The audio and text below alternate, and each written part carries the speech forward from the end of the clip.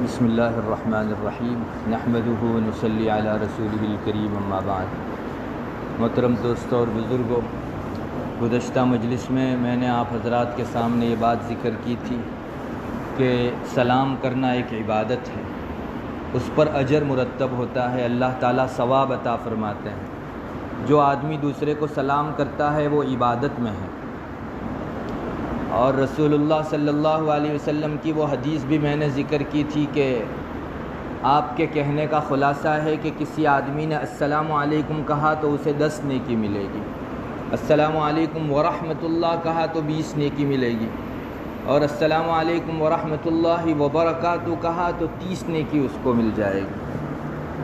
پھر ایک روایت یہ بھی میں نے ذکر کی تھی کہ ایک چوتھا آدمی بھی بعض روایتوں کے مطابق آیا اور اس نے اور بھی اضافہ کیا، السلام علیکم ورحمۃ اللہ وبرکاتہ ومغفرتہ، تو آپ صلی اللہ علیہ وسلم نے فرمایا تھا ھکذا تکون الفضائل، ایسے ہی فضیلتیں بڑھا کرتی ہیں۔ ایک سوال یہ پیدا ہوتا ہے کہ ہم لوگ سلام کن الفاظ میں کریں؟ عام طور پر ہمارے یہاں جو رائج ہے وہ السلام علیکم ورحمۃ اللہ وبرکاتہ ہے۔ بعض لوگ السلام علیکم ورحمۃ اللہ وبرکاتہ ومغفرتہ بھی کہتے ہیں، بعض لوگ ومغفرتہ ورضوانہ وغیرہ بھی کہتے ہیں۔ تو کیا اس طرح کلمات بڑھا سکتے ہیں ہم لوگ سلام کے اندر؟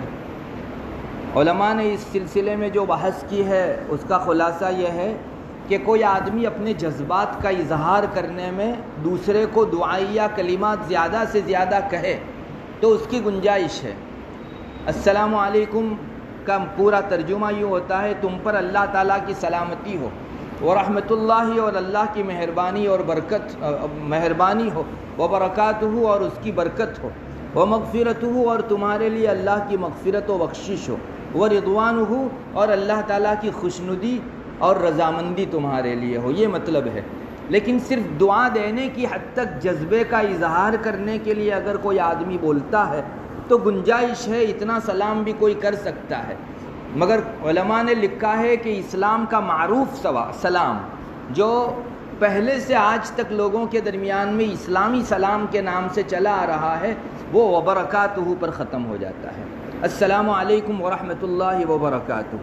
اسی لیے حضرات صحابہ کے سامنے اگر کوئی اضافہ کرتا تو وہ اس کو ناپسند فرماتے تھے کہ بھائی اسلام کا جو معروف سلام ہے وہی سلام کرو۔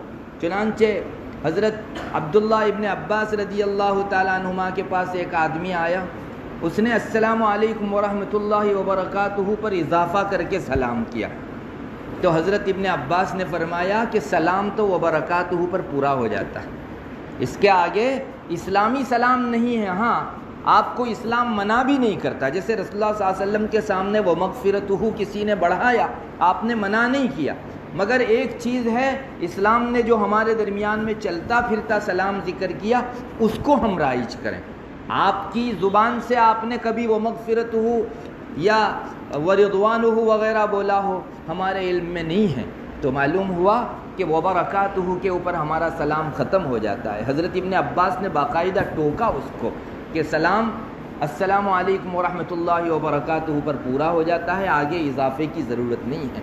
امام مالک رحمۃ اللہ علیہ نے ایک روایت بیان کی ہے، ایک مرتبہ ایک آدمی حضرت عبداللہ ابن عمر رضی اللہ تعالیٰ عنہما کے پاس آیا اور آ کر جو ہے اس نے سلام کیا، السلام علیکم ورحمۃ اللہ وبرکاتہ والغادیات الرائحات، یہ عربی کے اندر کچھ اضافہ اور بھی سامنے والے کو دعا دینے کے تعلق سے تھا۔ حضرت عبداللہ ابن عمر رضی اللہ تعالیٰ عنہما نے اس کو ناپسند فرمایا، فکریہ ذالک، اس پر ناگواری کا اظہار فرمایا کہ اسلام جو سلام سکھاتا ہے اس سلام کو رائج کرو، ہاں تمہیں دعا دینی ہے تو اور موقع کے اوپر خوب دعا دیتے رہو، لیکن ایک اسلامی سلام کو رائج کرنا یہ ہمارے درمیان میں ہونا چاہیے۔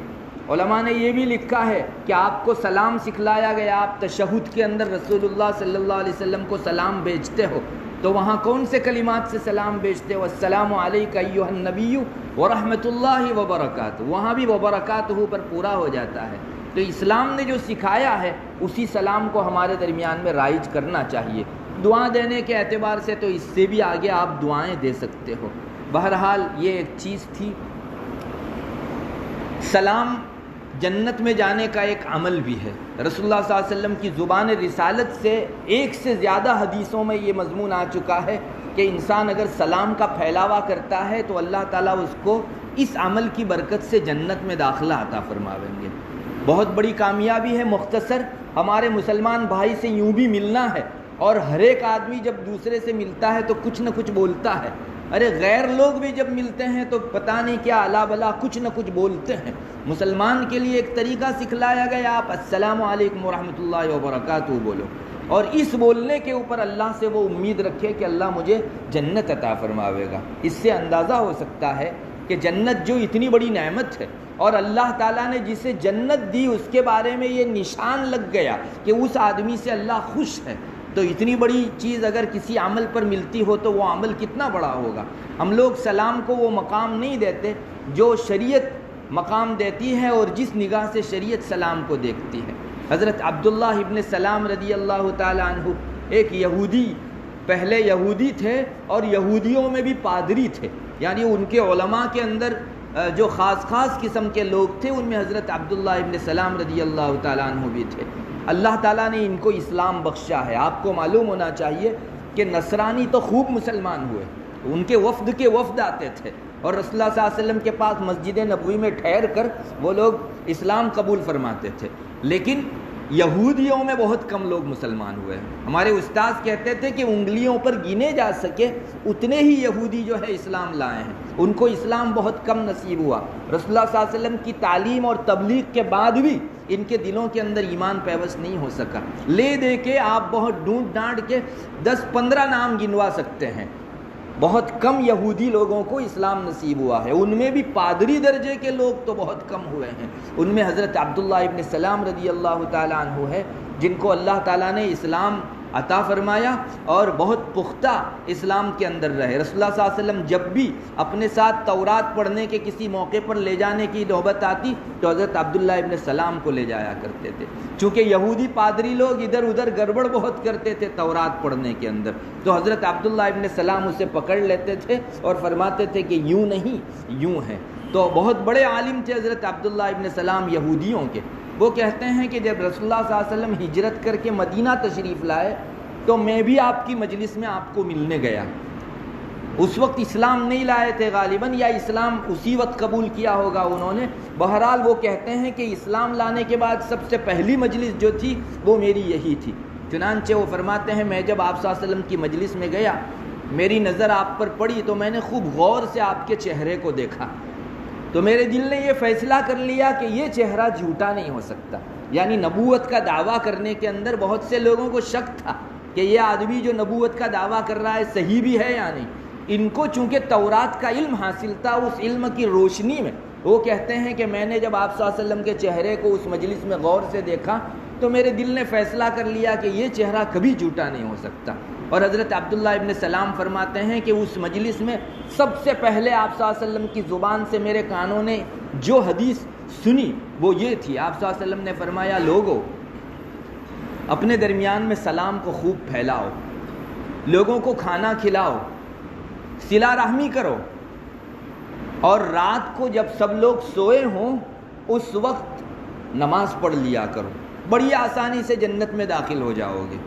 4 عمل رسول اللہ صلی اللہ علیہ وسلم نے ارشاد فرمائے، بہت مختصر سے ٹکڑے ہیں لیکن جنت کے اندر جانے کے بہت آسان عمل ہیں۔ آپ نے فرمایا افشوا السلام واطعموا الطعام وصلوا الارحام وصلوا باللیل والناس نیام تدخلوا الجنت بسلام۔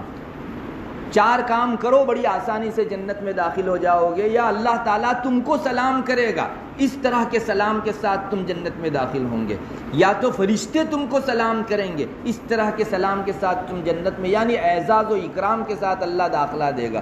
ان 4 کاموں میں سب سے پہلا کام جو آپ نے فرمایا جنت میں لے جانے والا وہ یہی کہ سلام کا خوب پھیلاوا کرو، جسے پہچانتے ہو اسے بھی سلام کرو، نہیں پہچانتے ہو مومن ہے اس کو بھی سلام کرو۔ تمام لوگوں کو سلام کرنے کے نتیجے میں اللہ تعالیٰ اس کے دل کے اندر ایک خاص قسم کی کیفیت پیدا فرماتے ہیں جس سے دوسرے اعمال نیک اس کے لیے آسان ہوتے ہیں اور وہ بالآخر جنت میں داخلہ پا کر رہتا ہے۔ آپ نے دیکھا اس حدیث شریف کے اندر حضرت عبداللہ ابن سلام رضی اللہ تعالیٰ عنہ فرماتے ہیں رسول اللہ صلی اللہ علیہ وسلم نے سلام کے پھیلانے کو جنت میں جانے کا عمل فرمایا۔ ہم میں سے بہت کم لوگ سلام کرتے وقت اس کا احساس کرتے ہیں کہ ہم کو یہ عمل جنت میں لے جائے گا۔ بہت کم لوگوں کے ذہن و دماغ میں سلام کرتے وقت یہ پہلو ہوتا ہے کہ ہم ایک عبادت انجام دینے جا رہے ہیں۔ ضرورت ہے کہ ہم لوگ سلام کو اپنا اصلی مقام دیں۔ اسی بنیاد کے اوپر مسلمانوں میں آپس میں محبت و مودت پیدا ہوگی، ایک دوسرے کا رسپیکٹ اور ادب پیدا ہوگا۔ جو آج الٹ گیا ہے اور ادب بے ادبی میں اور کسی کا رسپیکٹ گستاخی کے اندر بدل گیا ہے۔ ہم غیروں کو تو خوب ادب دیتے ہیں، لیکن ایک مومن ہے جس کے پاس زیادہ پیسہ نہیں ہے، حویلی بنگلہ نہیں ہے، تو اس کے ساتھ جو ہے وہ معاملہ نہیں کرتے جو ایک مسلمان کی شایان شان ہے۔ حضرت عبداللہ ابن عمرو ابن عاص رضی اللہ تعالیٰ عنہ، ان کی روایت میں بھی اسی طرح ملتا ہے، البتہ وہاں یہ ہے آپ صلی اللہ علیہ وسلم نے فرمایا کہ رحمان کی عبادت کرو، دوسروں کو کھانا کھلاؤ اور سلام کا خوب پھیلاوا کرو، تم لوگ بڑی آسانی سے جنت میں داخل ہو جاؤ گے۔ وہاں ایک چیز کا اضافہ ملتا ہے، اعبد الرحمن، رحمان کی عبادت کرو۔ بہرحال اللہ کی عبادت جس درجہ بلند اور جنت میں لے جانے والا عمل ہے، اسی درجہ، اسی لڑی کا ایک موتی رسول اللہ صلی اللہ علیہ وسلم نے فرمایا لوگوں کے اندر سلام کو پھیلانا بھی ہے۔ اس لیے ہمیں چاہیے کہ ہم لوگ سلام کے تعلق سے لوگوں کے درمیان میں خوب بیدار اور چوکنا رہیں۔ جب بھی موقع آئے سلام آگے بڑھ کر کرنا چاہیے اور ایک عبادت کی نیت سے کرنا چاہیے، جنت میں لے جانے والا عمل ہے اس نیت سے کرنا چاہیے۔ اور اس کی بنیاد بھی یہ ہے کہ جو آدمی سلام زیادہ کرتا ہے اس کا ایمان پختہ ہوتا ہے، مضبوط ہوتا ہے۔ چنانچہ ایک اور روایت میں اس کا بھی سراغ ملتا ہے، حضرت ابو ہریرہ رضی اللہ تعالیٰ عنہ کی روایت ہے، فرماتے ہیں نبی اکرم صلی اللہ علیہ وسلم نے اس طرح سے ارشاد فرمایا۔ رسول اللہ صلی اللہ علیہ وسلم کا ایک ارشاد وہ نقل کرتے ہیں، آپ نے فرمایا تم لوگ جنت میں تب تک داخل نہیں ہو سکتے جب تک ایمان نہیں لے آؤ، اور ایمان کامل تمہارا تب تک نہیں ہو سکتا جب مومن آپس میں ایک دوسرے سے محبت نہ کرنے لگے۔ آپ صلی اللہ علیہ وسلم نے پھر خود فرمایا کہ میں تم کو ایسا عمل نہ دکھاؤں جن کو تم کرنے لگو تو آپس میں تمہارے محبت پیدا ہو جائے گی۔ صحابہ نے فرمایا رسول اللہ ضرور فرمائیے وہ عمل کون سا ہے؟ آپ نے فرمایا اپنے بیچ سلام کا خوب پھیلاوا دو، ایک دوسرے کو زیادہ سے زیادہ سلام کیا کرو۔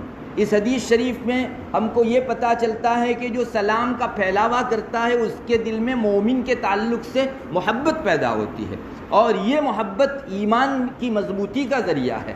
ظاہر ہے کہ سلام محبت کے واسطے سے ایمان کی مضبوطی کا ذریعہ ہے، اور ایمان بنیادی شرط ہے جنت میں داخل ہونے کی۔ اس لیے ہم لوگ سلام کریں تو یہ بھی نیت کر لیں ساتھ میں کہ اللہ تعالیٰ اس کے واسطے سے، اس کی برکت سے مومنوں کے بیچ جو محبت کا ایک تقاضا ہمارے سر پر اللہ نے رکھا ہے اس میں جو ہے ہماری مدد فرماوے گا، اور اس واسطے سے ہمارے ایمان کو مضبوط کرے گا۔ ضرورت ہے مومن اپنے بیچ سلام کو خوب پھیلائیں اور اس کو جنت کے عمل کی حیثیت سے پھیلائیں۔ اس میں اور بھی چند چیزیں دکھلائی گئی، لو دوسروں کو کھانا کھلانا۔ اس میں علماء فرماتے ہیں کہ کھانا کھلانے میں کسی غریب کو کھانا کھلانا ایسی شرط آپ نے نہیں لگائی، اطعموا الطعام، کسی کو بھی کھانا کھلا دو، اللہ تعالیٰ اس سے خوش ہو جائیں گے اور انسان کے لیے جنت میں جانے کا ایک عمل ہاتھ لگ جائے گا۔ علماء نے فرمایا ہے کہ اگر کسی بھوکے آدمی کے پیٹ میں چند لقمے ڈال کر تم اس کے پیٹ کو ٹھنڈا کرو تو اللہ تعالیٰ اس کے بدلے میں تم کو جنت عطا فرماویں گے۔ اور کسی غریب کو کھلایا، محتاج کو کھلایا، واقعی بھوکا آدمی تھا اور یوں بھی اس کے پاس انتظام نہیں تھا کھانے پینے کا، اسے کھلایا تو اس کا ثواب اور زیادہ بڑھ جاوے گا۔ اسلام کے اندر سامنے والا آدمی جتنا محتاج ہو اسی قدر صدقے کا اجر و ثواب بڑھتا چلا جاتا ہے۔ جو جتنا زیادہ محتاج اس پر صدقہ کرنے کا اتنا ہی زیادہ اجر و ثواب۔ اللہ تبارک و تعالی ہم سب کو سلام کے پھیلاوے کی توفیق عطا فرماوے اور اس کی اہمیت مومنوں کے درمیان میں خوب روشن سے روشن فرماوے۔ وآخر دعوانا الحمدللہ رب العالمین۔